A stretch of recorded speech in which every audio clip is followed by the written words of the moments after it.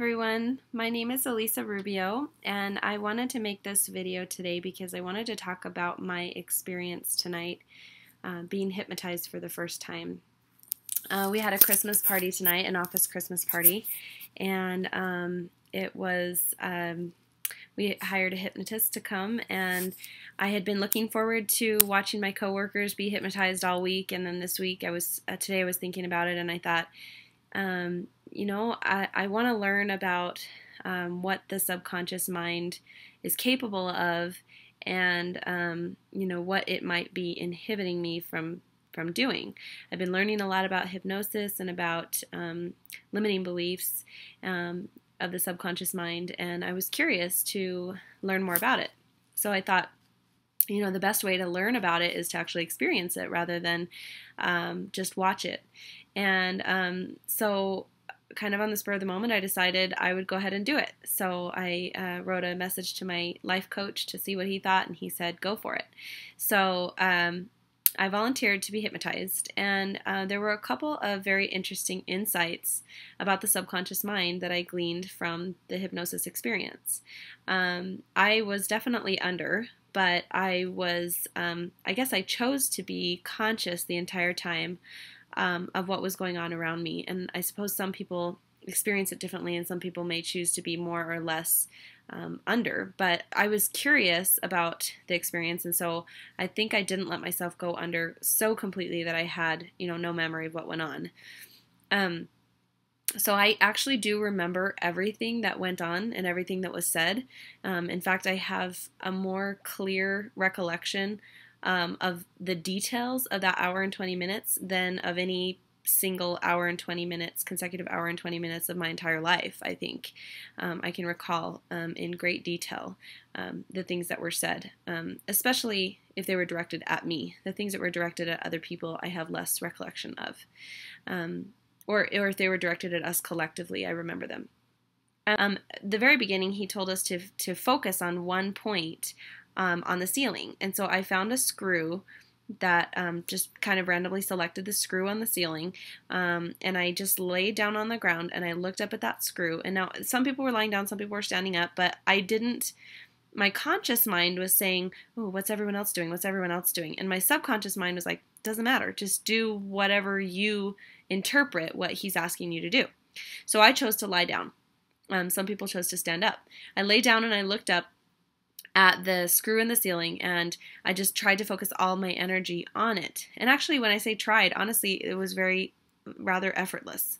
So I focused all my energy on this screw on the top of on the ceiling, and everything else around the screw was fuzzy. It was just became blurry and out of focus, but this one screw that was probably this big on the ceiling was the only thing that was clear, and I had never ever focused that clearly in my entire life.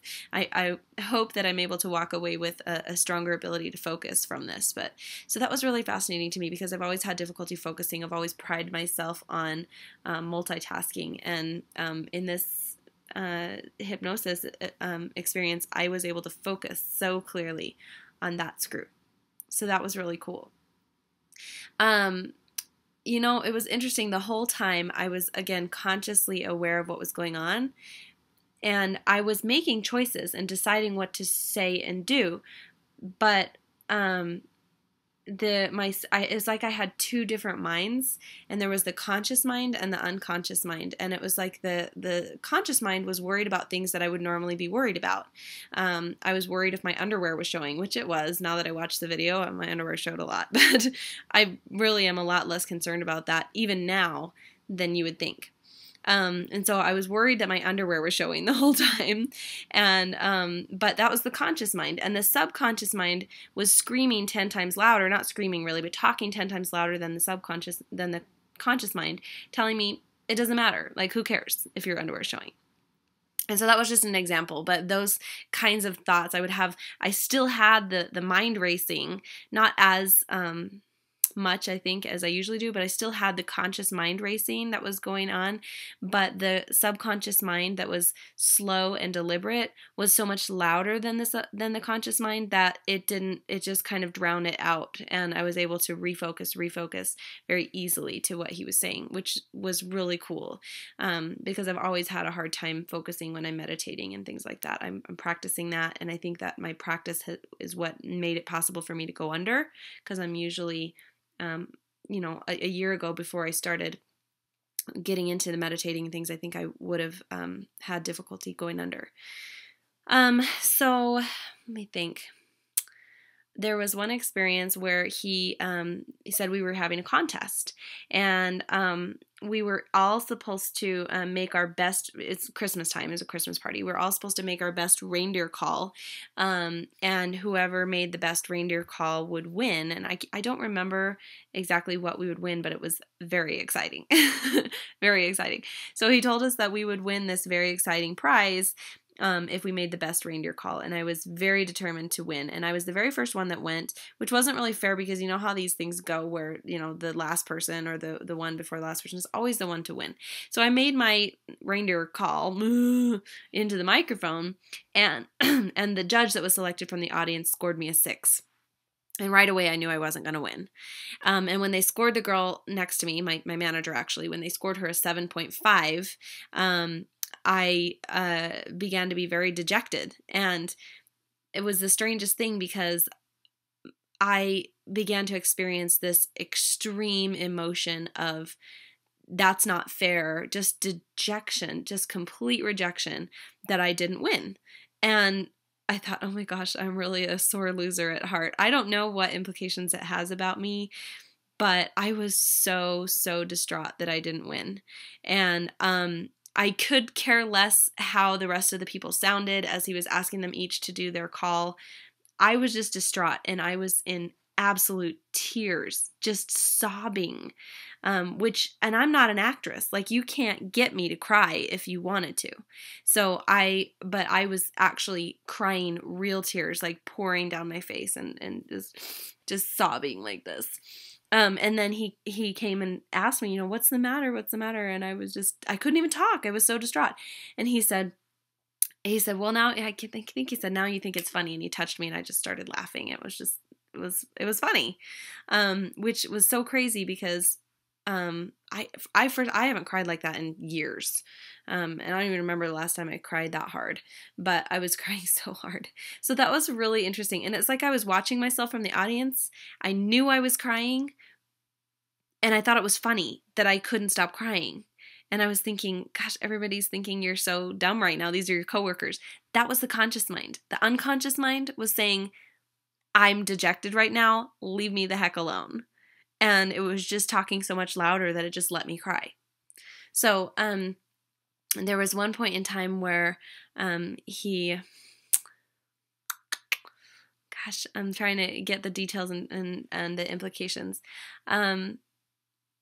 He asked us what we wanted for Christmas, one of the someone from the audience was Santa Claus, and we each got to go sit on his lap and tell him what we wanted for Christmas. He brought us back down to when we were 5 years old, and it was so funny because we were all in line just being 5-year-olds, just saying silly things and pushing each other around. And I asked for a Teddy Ruxpin, which is the one thing that I remember just from home videos, I think, having gotten as a child, but I was much younger than 5 when I got it. But and then I remembered after I got off his lap that I forgot to ask for my Cabbage Patch doll with the red hair and pigtails and the glasses. I said, just like me.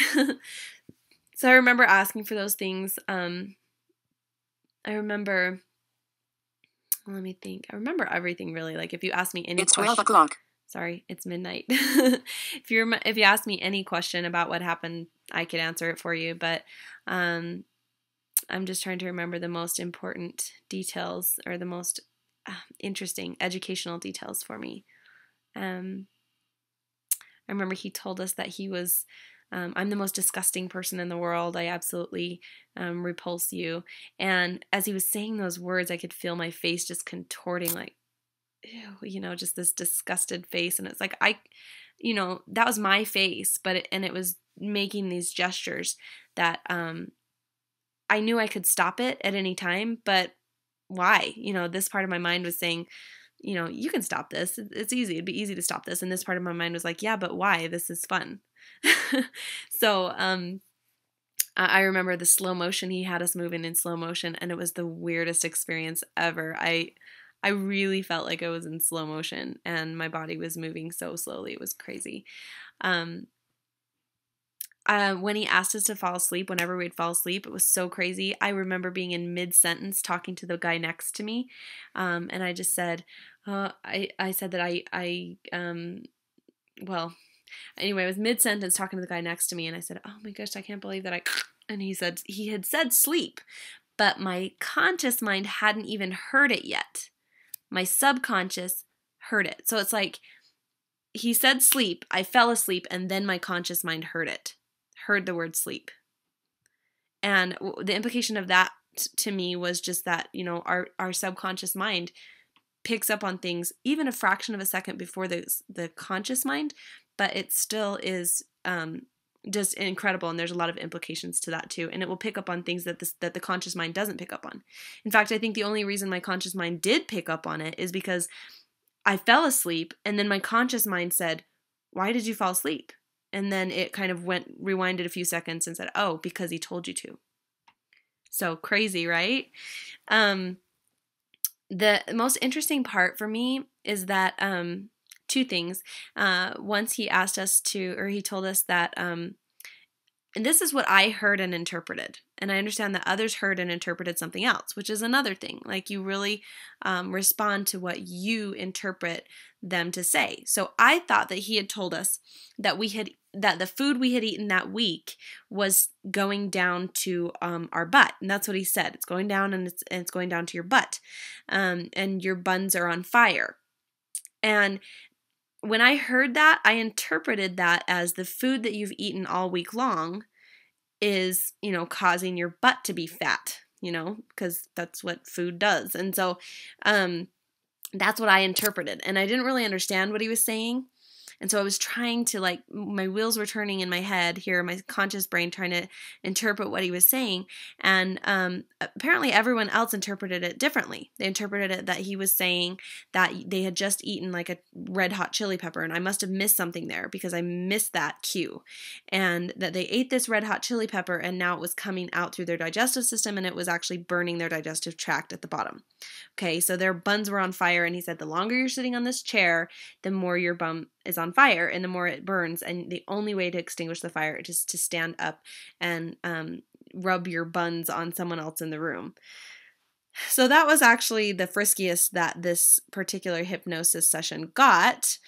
And see, I'm at work here. I'm the provider. I'm the nurse practitioner in our office. And so this is something that I have a few theories as to why I never felt my buns burn. I never did.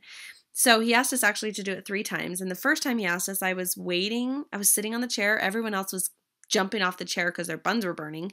And I was just sitting there on the chair, and I was like, my buns aren't burning. I don't feel that. And I waited and nothing happened. And I thought, oh my gosh, I'm going to be out of his hypnosis and he's going to make me sit down in the audience. I don't want to sit in the audience, because I was having a good time. I was having the time of my life, and I didn't want to sit in the audience. So partly out of peer pressure, I think, I just stood up and started walking around hoping that I would catch that hypnosis fire again. And I never did. So at least not during that section. But I just kind of looked around, and everyone else was rubbing their buns on someone. And so I feel like more out of peer pressure than anything else, I went over and I sat on someone's lap and started, just wiping my pants on them. And it just, my buns weren't burning. And so I didn't feel the need to. So I just kind of stopped early and just walked back and sat back on the chair. And he asked us to do this 3 times. And the second time I stood up and wandered around, didn't sit on anyone's lap, and just went back down and sat down.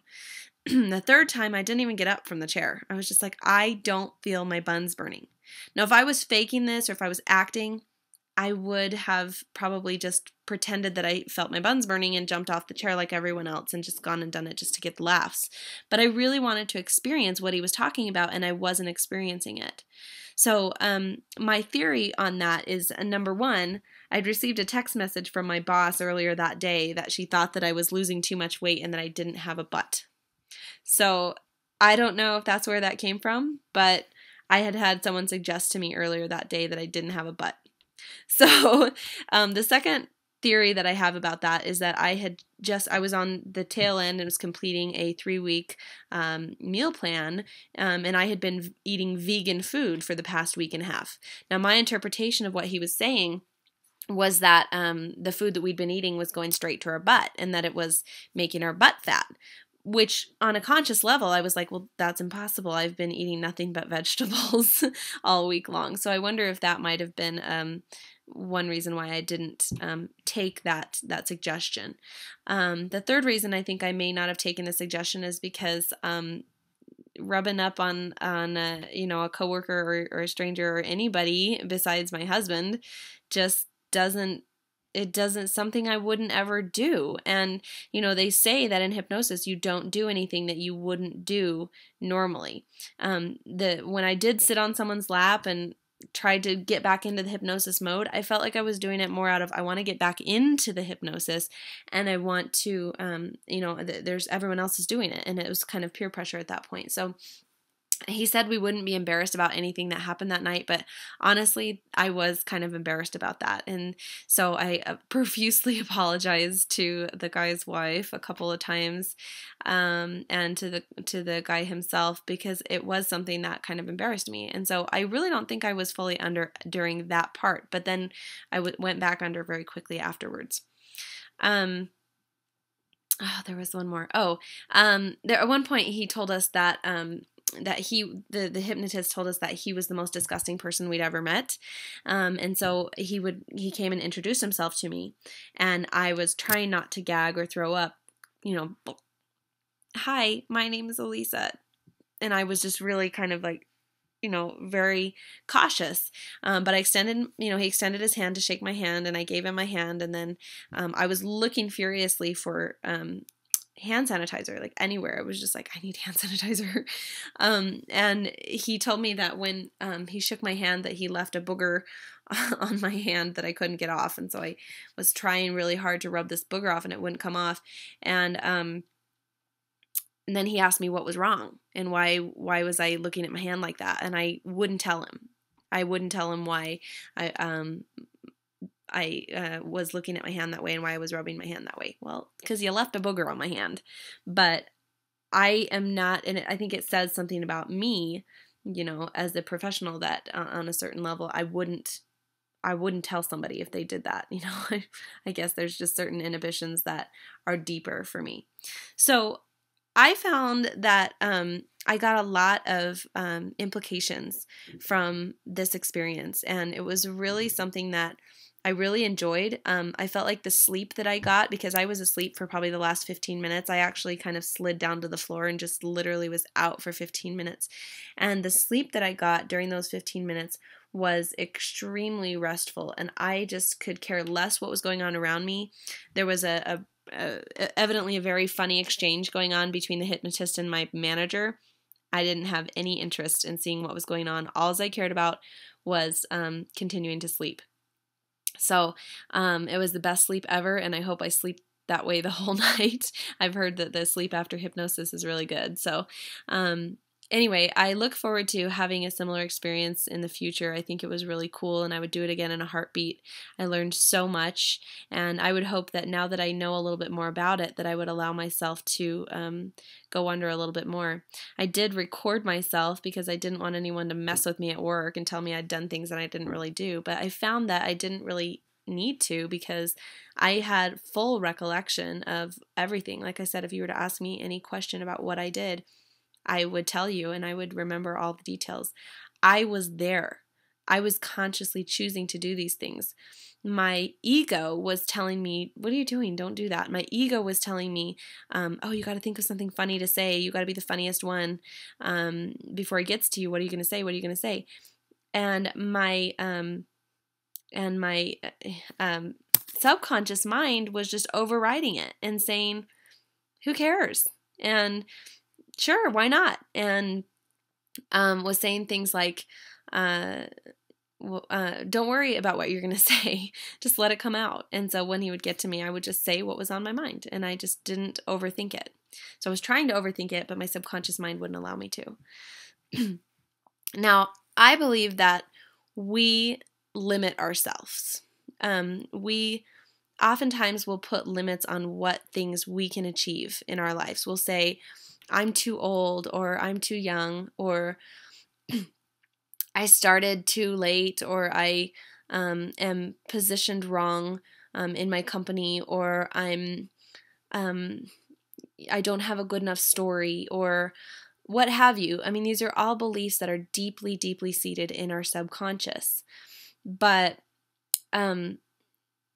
just like I had that booger on my hand that I couldn't get off, that was real to me right then. And there are subconscious beliefs that on some level we know they're not real, but on another level they feel so real. And we respond to them as if they're real. And that's how I believe that we respond to our subconscious beliefs.